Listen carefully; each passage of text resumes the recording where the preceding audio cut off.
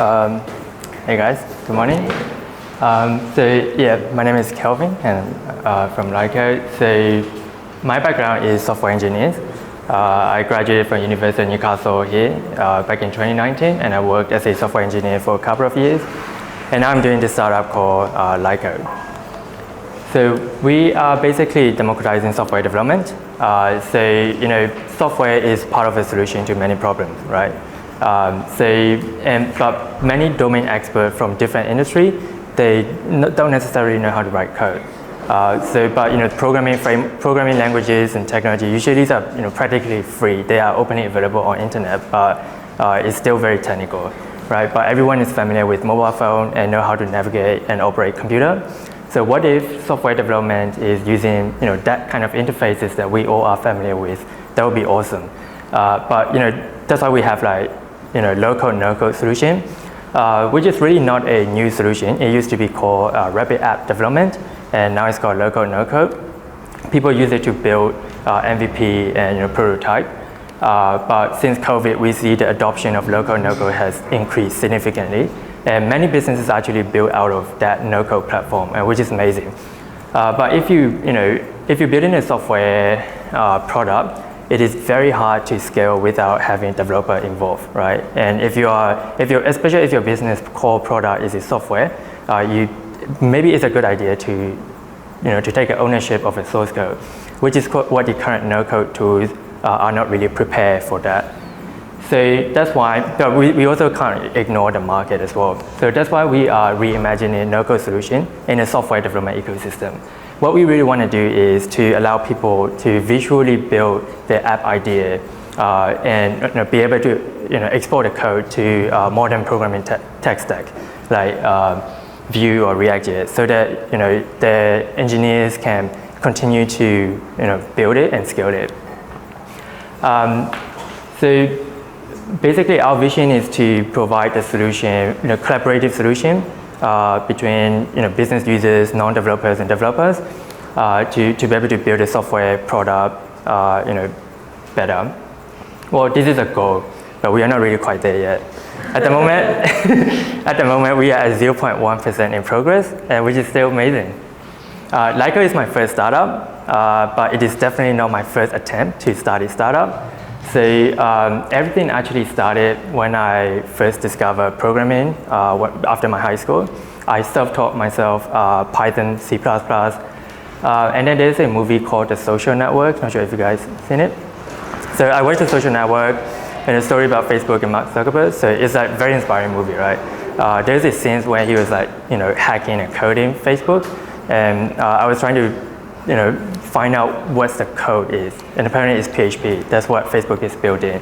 So I quickly learned PHP, JavaScript, HTML, CSS.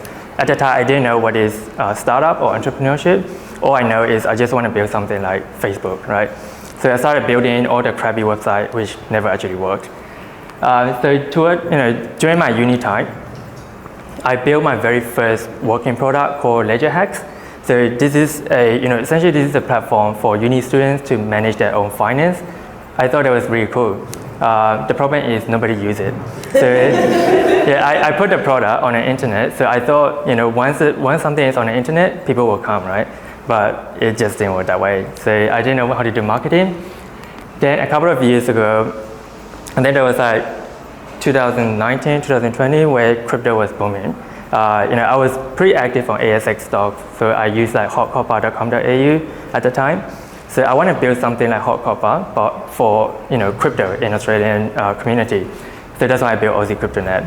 I got a bit of attraction because everybody is talking about crypto, but it just died off pretty quick. Because at Facebook and Google they introduced crypto policies and all this stuff. So I didn't get any impression anymore, and couldn't really advertise because you gotta be a legitimate business in order to advertise. So yeah, it just died off, didn't work. And everything seems to change when I started working at Finder.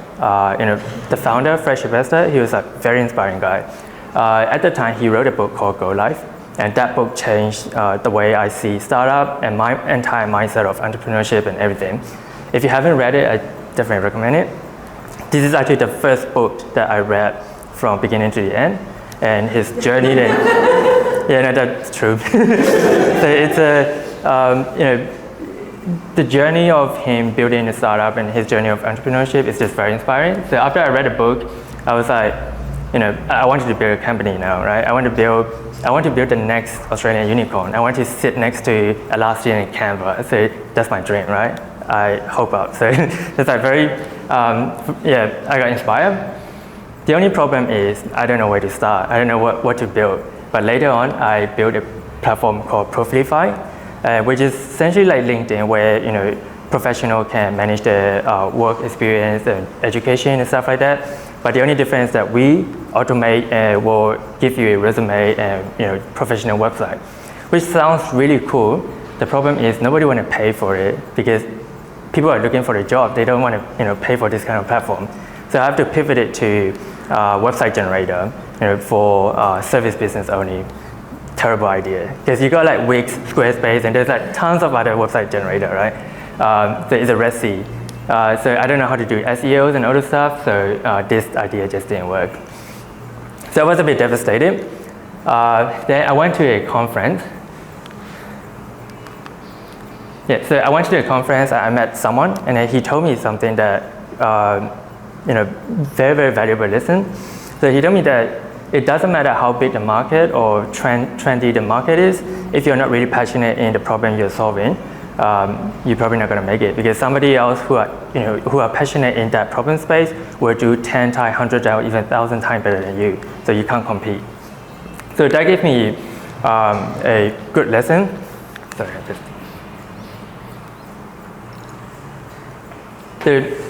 I started to realize that starting a company is really not just having an idea.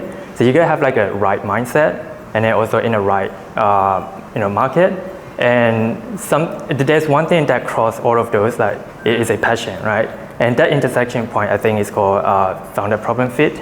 So that's what I realized. So I was asking, what is my passion, right? What do I want to do? But everything that I've done before, I have no passion in it, but there's only one thing that common is product. I love building product. I want to build software, product, right? That's my passion. So I told myself, if I can't be a problem solver in all those industry, I probably help people, build software and help them solve problems. Well, that's like building an agency, right? I don't want to build a service business because I want to build a product business that scale and one day will be a unicorn. That's my goal. So I have to innovate a little bit, and I thought, okay, I'm going to do something like software development as a service. Sounds pretty cool. The idea is like very simple. I'm going to write a code in a modular way. So whenever the client comes in, I would then reuse those code and build it, ship it, and then deliver it, and streamline the entire production process and automate that. And then I'll charge monthly subscription fees. So that sounds really, really nice, but reality is not that easy. It's just really hard to do it. At the time I was still working like 9 to 5, and coding for 9 to 5, and also after that coding for the client. So I got 1 or 2 clients. I quickly realized that the scope became very unique and very tailored to the business. So my plan completely failed. It just didn't work. So I started to research what is the best and fastest way, to build a software, and that's where I realized I found out the concept of low code, no code. At first, I was against it. I didn't quite like it, but then after thinking for a while, maybe that might be a solution, right? Maybe that is the future.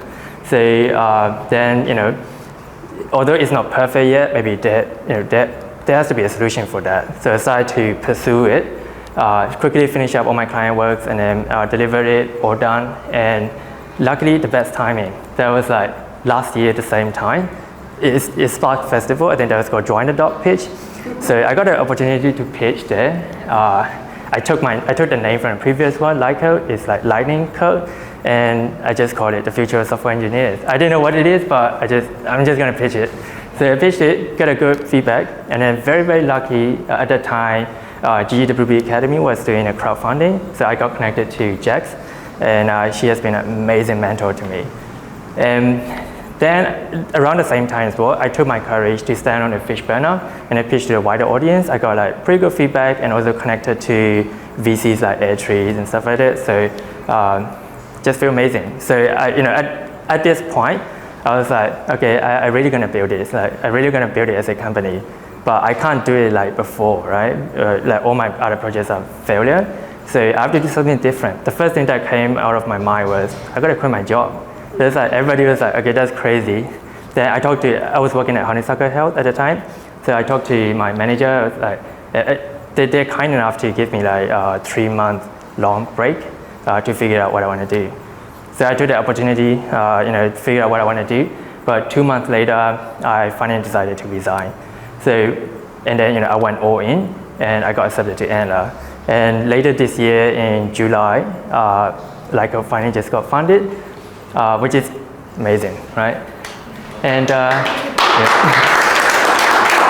and after that, what we did, we quickly launched our very first mini product while we're building a Licode platform. It's called UI Hub, basically a repository to help people manage their UI components. Still in the early development as well, but we are now on a journey to 0.2%. So early this week, we showcased our platform to public, what is Licode and how it works. Me and other engineers, both of us are working really hard on this. So the first release is going to be, you'll be able to build an AI app on Licode. How it works is that you'll be able to use Licode form builder to build an interactive application. You'll be able to build a form that allows users to submit a form, and then you'll be able to write a prompt to generate a result to the users. So everybody use ChatGPT. We use ChatGPT to fix grammar or to generate names and all those stuff. We call it prompt engineering, right? So why don't you use those prompt engineering skills and then build the tools around it and then make something meaningful. So that's what we build AI app builder. So that the best use case is where you can generate leads and also build a tooling around it using a prompt. So that's the first thing that you'll be able to build on Licode platform. Although our goal is still far, but we think this is the first step. The demo is on my LinkedIn. If you scan it and go and take a look, you'll be able to see the demo. And also, we are going live soon. Feel free to come and chat with me and join the waitlist. Thank you.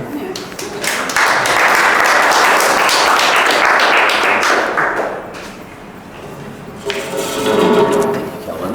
Thank you. This is such a great story, such a software product-based story, and founders do love product. Yep. We've taken a few questions, so thank you to those who submitted questions during the registration phase for the event. We've taken those questions, we're going to go through them one by one with Kelvin. I'm going to take some questions from the audience. If you've got a question brewing away, in a few minutes we'll ask everyone to put their hands up and pass them on. So we've got a couple of business-related questions for your story. Kit has submitted a question. She's asked, how did you build and scale your team? Who is in your team? Maybe we can start with that. Yeah, so at the moment, for the founder, it's just me. I don't have a co-founder. There's many reasons why not. So and so I got right now it's just due to the capital constraints. So all I can do is hire a contractor. So at the moment, there's one contractor. He's a CanStar engineer. So he's pretty kind enough to help me out with all the stuff. So at the moment, just me and him. And also another contractor from Melbourne as well, a friend of mine. So he's also helping out time to time, but not really in a constant ongoing way. Yeah. Excellent. And how did you find those people? I reached out on LinkedIn. LinkedIn. I tried posting a job post, but as a startup, I think it's hard and it's really not a good idea. So I changed my strategies and just trying to poke people on LinkedIn and trying to talk to them and then see if they're interested. Perfect. Yeah. You mentioned just before that you don't have a co-founder, and there's a bunch of reasons why. What are the top reasons why you didn't pursue a co-founder relationship? I did try. So during the end, Anna really forced you to find a co-founder, but I couldn't find it because I talked to many people, but it's the same reason as I couldn't find a founder problem fit. So a lot of when you're starting a startup, I think when you're talking to people, especially in an entrepreneurial community, if people are looking for a startup idea, normally they will see your startup idea as good idea, right? It's cool, but is it really the fit founder to actually work with? So that becomes like a big question. So I tried to interview a couple of people, but couldn't find the spark in their eyes. So I decided to maybe I'll postpone the co-founder a little bit. I don't want to find a co-founder for the sake of getting funded, but not having a co-founder means hard to get funded. But if you have a co-founder, it's easier. But you don't want to deal with that co-founder conflict. There are other challenges. There are other challenges as well. But luckily, Antler, they usually don't fund solo founder. But I talked them out of it. So I was like, okay, maybe give me the chance, right? I would just go and pitch the team. But at the end, they're happy with it, so I'm good. You got funded either way. Yeah. Sarah, who's in the room, thanks for joining us, Sarah. She's asked, what are your tips for building a network as a new founder? I guess going to the events or meetup or event like I2N or Fishburner, I met most of my entrepreneurial journey, like startup journey, actually become very active last year. So I was just attending event like I2N, and mostly in Sydney. There's like huge community. I went to Fishburner. Mostly it's like every event goes like 100 people. So it's really huge. So you can literally expand a lot of networks there. So I met quite a lot of people there. It's all happened in last year. So I guess attending the events and keep talking to people, I guess. And also doing startup accelerator help as well. So for me, it's like my challenge is even bigger because first I'm a new founder, first time founder, and the second is I'm an immigrant, so I didn't grow up here. So my network is by default is small. So going through accelerator actually helped me to get to know people like from VC world and stuff like that. So that's really helpful. So going through, we're currently in week 9 of the I2N Accelerator, and you're right. There's a bunch of tangential benefits for participants within the accelerator. Can you talk about for you when you started and when you finished, what that change was, what you got out of that program? First is money. So just kidding. So I guess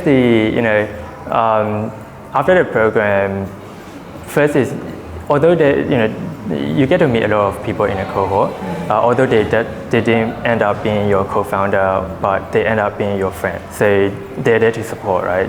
So if you have any questions, we actually have a different Slack group that just only for that cohort. Yep. So we sort of like stay in touch, like just if we need help, we basically if we can help, we just like help each other.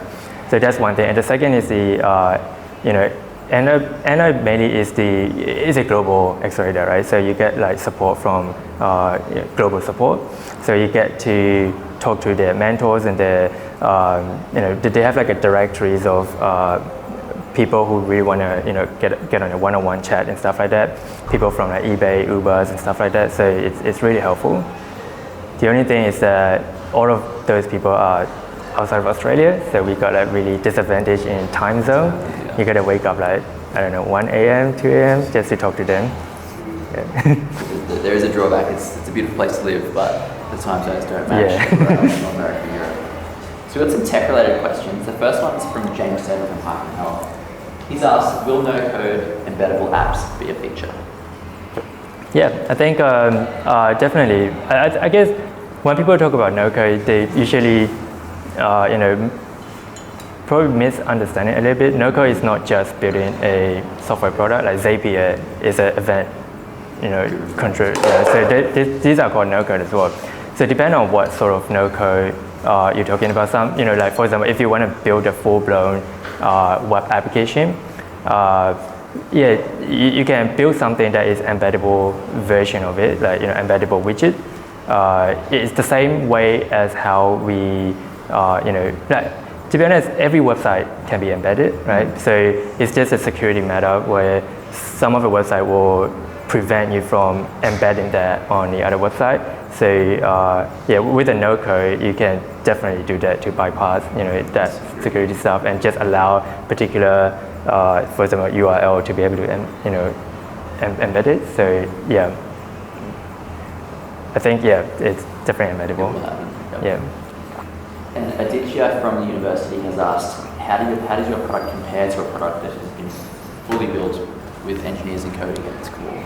I guess if you know how to write a code, it's good to write code. If you don't know how to write a code, no code is a solution. But with the current solution, there's a huge difference. No code is basically, it's not a technology, right? It's a product. So you're building something on somebody else's product. So that means you have like a lock-in. So you basically rely on that particular no-code platform. So if your business grows, that no-code platform has to grow as well. Otherwise, you can't do it. So what Licode is trying to do is we're trying to give the code ownership to people. So we want to build a platform that basically it's a drag and drop, but it's also produce the code for you. Whether the code will be the code is going to be open source, so it's like Vue, React, which is open source. So I think like the flexibility to build on a no code is definitely a lot less than you actually building a code. That's the only biggest difference trade-off. But if you know how to code, there's no point to use no code. But of course, if you want to productivities or move things fast, maybe no code is still a solution. Perfect. So Shajil from Beyond Bank has asked, what was your transition working 9 to 5 from someone else to starting to work on something of your own? Do you have any tips for people who are trying to make the steps? You mentioned in your story that you're working at Honeysuckle Health. You had a 3-month agreement to go and figure out what it was that you wanted to do, and then you figured out by the second month that it was time for you to resign. What happened in those first 2 months that gave you the signals that it was okay for you to do that? What were you doing at that time? So first is mainly just trying to understand what's my ideas and what I really want to do, and also doing the market research as well. So I was like talking to people and browsing around, in a forum, Reddit and everywhere. Right? We just like trying to understand the problems and all the stuff. Just trying to understand what is the real problem here, and also just trying to plan out how it looks in the next 5-6 years, and most importantly, my financial as well. So I have to figure out, okay, if I were to quit my job at this time, how much capital I can actually allocate to my startup, and how much capital do I have, right? I was just thinking in a worst case scenario, if I didn't get a pre-seed round, we'll have to bootstrap for quite some time.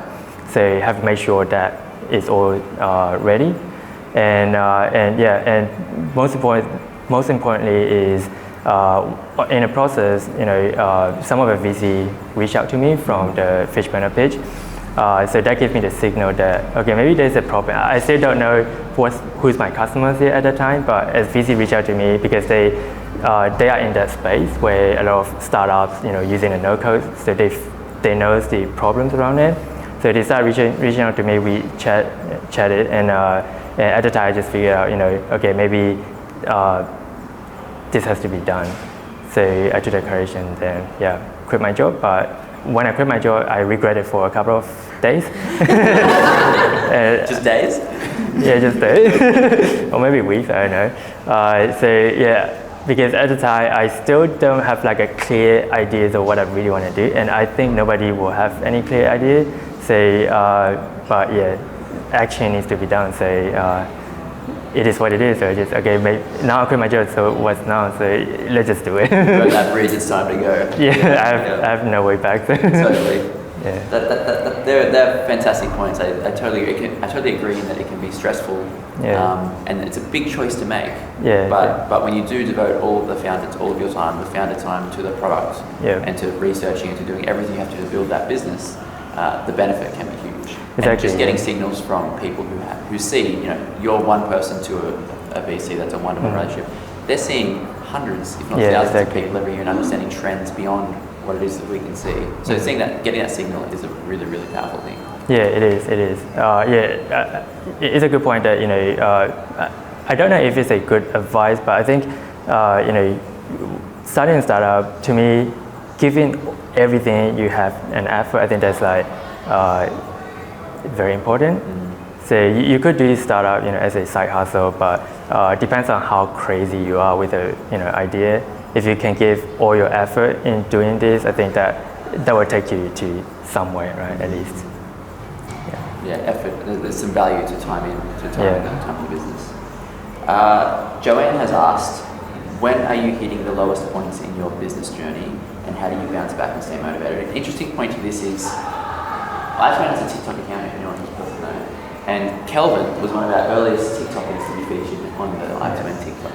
And in the video, so Taylor was doing a sort of an interview with Kelvin about him as a founder.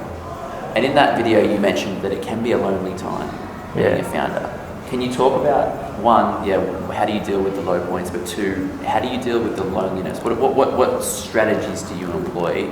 Where do you situate yourself in order to deal with being a solo founder building a technical, hard product, sitting at your desk with potentially with no people around you? Yeah. So I guess the low point is it is inevitable. So I feel there's like momentum going up and down, but down is way longer than up. So when it's up, it usually is like when people start talking about your product, start mentioning about you, that's the up time, right? You get it right with it, but it doesn't last long. But the downtime is pretty long. So I guess back to my point where founder problem fit. So I think that's very important because if you don't have that, usually people will just give up in that low time.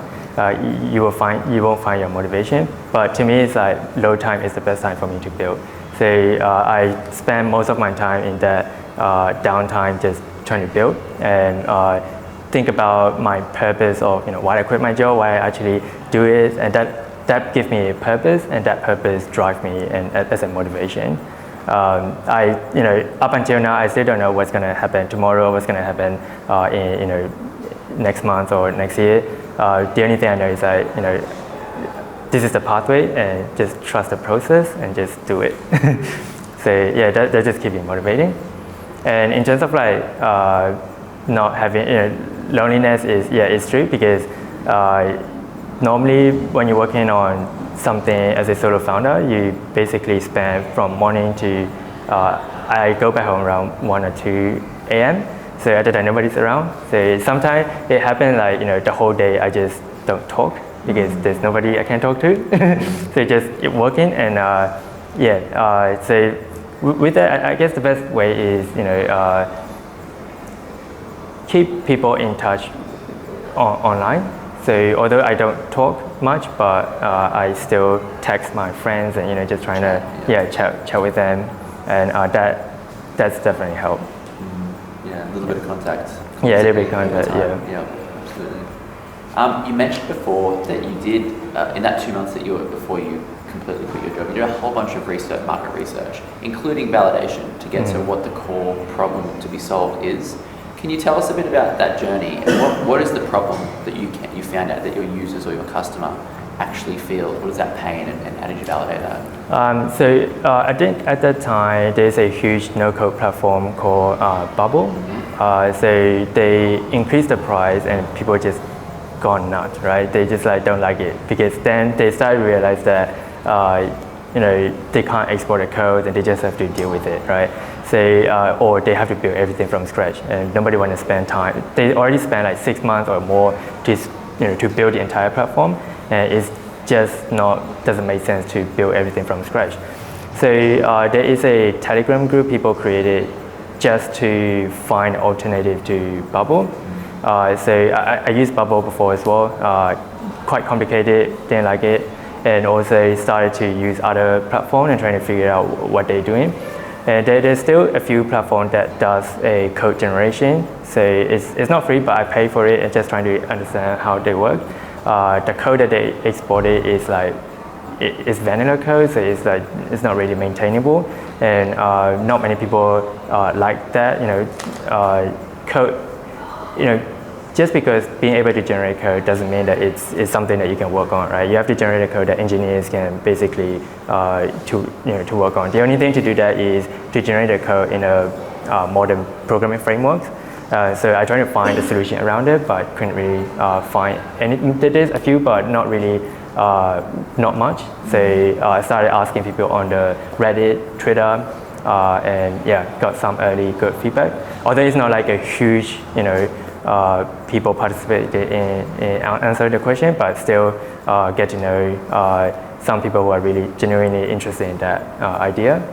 And from there, that's how I figured out, the solutions and There's stuff. a problem here and it's worth solving. Yeah, absolutely. Yeah. We have time for a handful, about 5 questions before we have to get out and move back and ask for parking. Does anyone in the crowd have a question for Kelvin? Yep. Great. And so Antler is a VC, is that right? They are early stage VC / accelerator. I'm not sure if they are considered as accelerator. So they've got like 3-month program.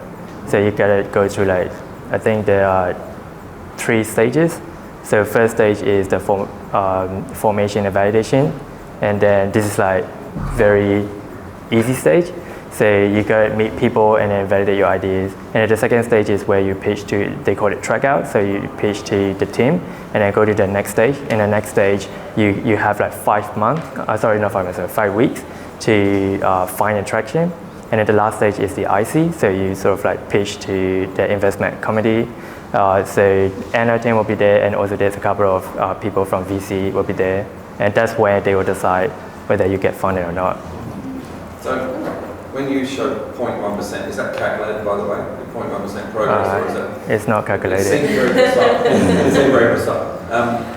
So how, at that point and at this point, how often are they checking in with you to see where you are at? They don't come and check with you, but they have a platform that you basically do the monthly report. So you just tell your financial situation and what have you been spending, and like all this stuff, and where you are at, your stage. They don't come and call you and hey, what's going on? Is there a time limit though? No, there's no time limit. So wow. They invested in you because they trust you. They believe in you as a founder. I don't even know if they really believe in the business, but they fund for the founder, not the business. So although during when you pitch, you sort of have to give them like a roadmap, and it's your best interest to build that roadmap. So they just fund you to make that happen. Kelvin, do you rely on the VC for your business framework, or do you build your business framework within your own team? I build within my own. So we haven't actually raised like proper VC fund. So the only pre-seed fund is from Anna. So I think the actual VC might be slightly different, the terms and also the requirements and other stuff. But I haven't actually explored that part yet. But for now, the cash that we got from Anna is basically enough for me to build a product first. That's Matt? Can you describe who your ideal customer is right now, and how do you see that changing over the life cycle of the product as you develop? Yeah, so the ideal customer right now is startup founders like many of us here who struggle to build a product. So what we're trying to do is that we want to simplify the no-code process as well. So a lot of no-code tools are basically is a design tool, right? For the bubbles and all the others, you basically design start from pixel. But what we want to do is to make a component driven. So that makes the no-code a little bit easier for people to build stuff quicker, and also because as a software developer, we don't even write code from scratch. We don't write HTML, CSS from scratch. We use like frameworks like Tailwind and stuff like that, right? Tailwind CSS, for example, is a developer-friendly design framework. So what we want to do is that we want to basically try to mimic that one, and for people to be able to build stuff within that framework, and so that they'll be able to export the code at some point. So so the ideal customer is early stage startup founders and also dev agency who have a very limited resources to be able to help their client build the first MVP quick. and also because of a code generator, so they'll be able to then take on the project and be able to scale it up in a later stage. Well, one of the guys I talked to, I think they're in Europe, so what they see is very interesting. So they see this kind of no-code as a funnel. So because a lot of startups don't have money, so when they come to a dev agency, they sort of like have a very limited budget, right? So they want to basically produce the MVP quicker and cheaper, and then be able to convert this client to a higher budget. I think that's pretty good in this case. Absolutely, Yeah. Top of funnel activity, you don't have to turn them away. Yeah, and also in a dev agency as well, normally you have like a designer, developer, and a business analyst and stuff like that, right? But with a no-code, like imagine a world where developer doesn't have to get involved in day-to-day, only designer or even business analyst to communicate with the client, because these guys knows client more than developer, right? So what if they can work with client directly and then build the first idea? And have some partners up for them to use those tools at the top. Exactly, and then once it's reached a certain point, then developer can jump in, because all developers are only interested in building product, write code, right? Yeah. Absolutely. Shannon, do you have a question? Well, my question was about customers, so answered, ideal. Yeah. Perfect. I had a question. You are a technical founder with great technical expertise, but marketing, commercialization, all that stuff is a little bit more foreign than your technical skills. What sort of campaigns or strategies did you use? For example, I'm going to use Product Hunt to get the word out for Licode, and what was the performance of those? How did you go setting that up and getting all that ready and launching? Yeah, so I guess the Product Hunt is great to get exposure, but definitely not to get the new users. I mean, I did get a couple of sign up when I launched UI Hub, but you won't get like a actual quality users who are actually willing to pay, which is not good. and I guess Product Hunt require your own network as well. You need to have like a huge community to push the product up, so that once you get into top 10, that's where you get to see like a real result. Until then, it's just not really that good. And another strategy is that, I mean, I haven't done any advertisement or any campaign yet, because right now it's a building mode, so just trying to focus on building a product. But I think in the meantime, one strategy that I found is Twitter, which is a really great platform. There is a community called Building Public. Not sure if you guys heard of it. No. So Building Public is basically, I think they call it like indie hackers. So they do Building Public. They share all the building journey, startup journey openly to public, and that attracts many people. You get like interaction from those people, engagement from those people. So I think it's really good strategy. So it's just like hashtag Building Public, and you just share where you are at right now, what you've been building, and just tell that to everyone. I've got a question. Just thinking about what you're describing as like a Licode being a platform that's top of the funnel for software products that could then be built out further. Have you ever considered like taking an equity cut in like your first customers? Thinking that some of them might actually then go on to be huge SaaS platforms? So I guess the I guess what we're offering is like a software as a service. Yeah. So it's a typical SaaS. The cost will be as low as like $29, $30 per month for a very basic plan. So I think that's pretty much what people will be willing to get out of it. Yeah. In terms of like equity and stuff, I don't think, because we are not a startup studio that helping people build it, so I don't think it's gonna work in my case. And of course, this kind of stuff will have a very high churn, because people will build and then will get out.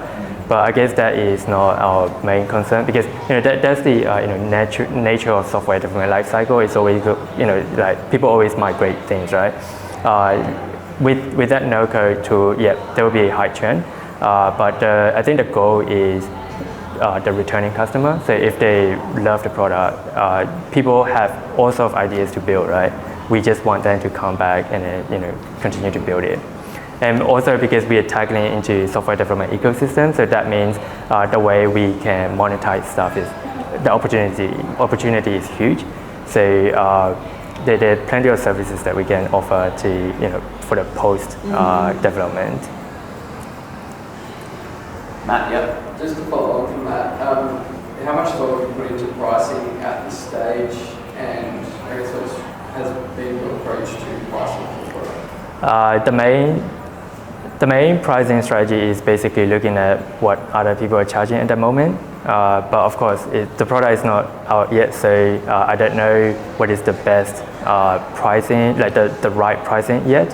But so far, people are willing to pay $29.30 per month for this kind of product. But